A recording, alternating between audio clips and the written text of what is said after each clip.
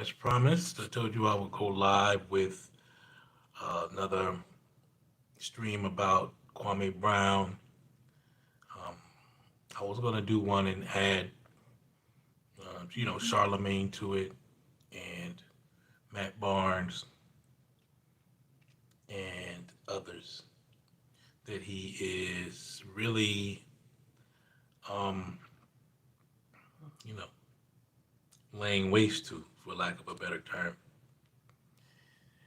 Um, for those who don't know, a little backdrop.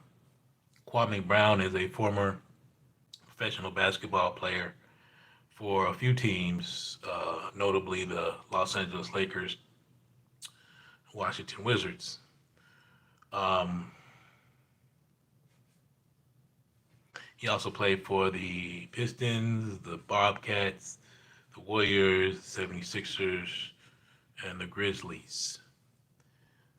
He had a 12-year career. He was selected the first person for the out of the NBA draft in 2001. He was a high school phenomenon. He was only 17 when he got drafted. And although he had some decent, I would say decent years, and he lasted for 12 years in the NBA, he never, uh, I guess, really rose up to what his potential was or what people thought his potential was. Um, so, but now he is a person that is really, he's been the brunt of many jokes. He's been the brunt of much criticism. And I'll be running some videos about that. Sportscasters, former players that are on air and online talk about him a lot, about being a bust and being a scrub and not really a good player. And, I guess what could be said about it, I think that's actually true. That's not hyperbole, is that he probably didn't work on his game like he should have, or as much as he could have, or maybe he just never really had it in him. But like I say, he lasted 12 years in the league. He averaged about 8 points. I think his high point was 11 or 12 points a game. And that's not bad, actually. A lot of people never make it to the NBA or they don't last as long. And he made over, I think he made over 50,000, 50 million, I think, in his lifetime. And he's still worth about 8 million. And so he was able to get his mom out of poverty and help his family out and do a lot for the community. So I really admire him for that. But despite all that, he's remained the constant butt of all jokes, and he's been talked about. And anyway, he decided to come back. He decided to um, really just speak his truth about what's going on. And he's been going after the people that have been calling him a scrub for years, including, I would say, primarily Stephen A. Smith of ESPN, who is a journalist, a former journalist, I believe, sports journalist, and broadcaster, and I think he has a podcast as well. And Stephen A. Smith is one of those individuals that really, a lot of the time, comes off on the wrong side of the issue. He's a black man that often comes across as, someone that will sell you down the road for, a few coins. And anyway, the truth about Kwame Brown is he's been speaking up about what Stephen A. Smith has been saying. But to go deeper, he's been talking about other people that have come after him in mass media and social media. And I truly believe that he is correct in a lot of things that he says. So you have to understand the industry, be it social media or mass media, is basically based on views and clicks. And, a lot of times this comes at the expense, when we're talking about the sports media, comes at the expense of black players. And Kwame Brown is taking an exception to that. And I think that there's a lot that could be and should be said about the unbridled influence of people in mass media and influencers in social media. And I don't think that it's particularly, as Kwame likes to say, that it's like just a plot about against black men per se or black athletes per se. I don't think that it's a direct plot about that. I don't think that there's anybody behind the scenes saying destroy the black man, destroy the black male image, destroy these athletes, destroy these black millionaires. I don't think that's it. I think what it is that when you make a broadcast or a live stream as controversial as possible or as um, provocative as possible, that it can be done. I was online last night and I saw somebody.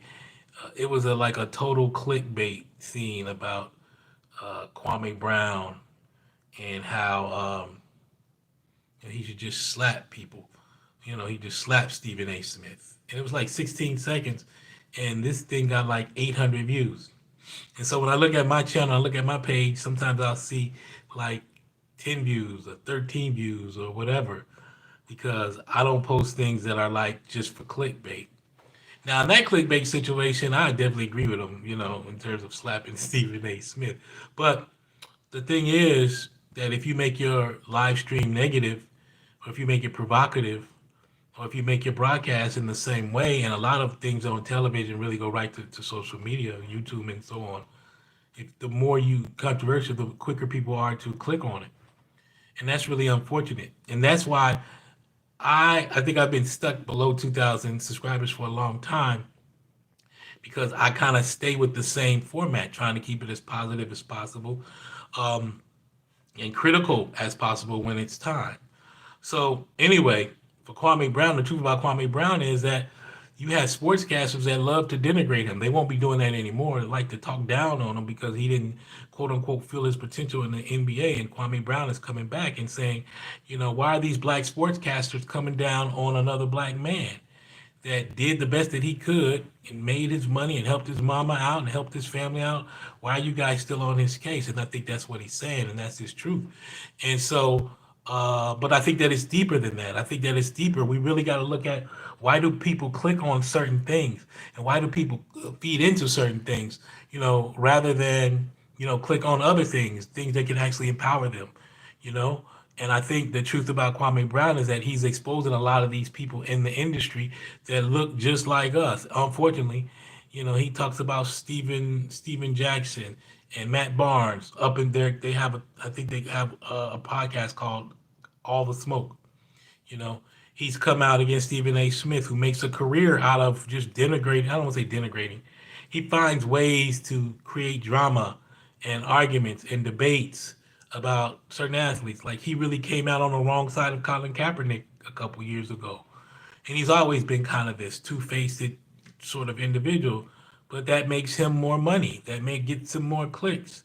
If you're always posting positive things, or even posting things that are critical in a positive light to help something grow, that doesn't get as many clicks. That doesn't help the subscriber base. That doesn't get as many ads, or whatever. It doesn't create as much revenue. So we have a whole industry. Yes, it's race, but we have a whole social media industry and mass media industry that's built on drama, that's built on conflict, that's built on debate. Even when there is no debate, these individuals in mass media will make a debate. And this is how they make money. And this is what Kwame Brown is trying to expose, and how people made money off of him. You make money when you make a video and you make content about an individual for clicks. And this is how not just social media and mass media entities do this, but this is how your typical YouTuber does this. I've been wanting to do a video called Finessing, how YouTubers finesse subscribers and how they get people to click and stuff like that, and how they get paid. They get paid off of you impassively watching and clicking and commenting. This is how they make money. Now, I'm not mad at the hustle. I would love to make money myself, to get monetized and all that stuff.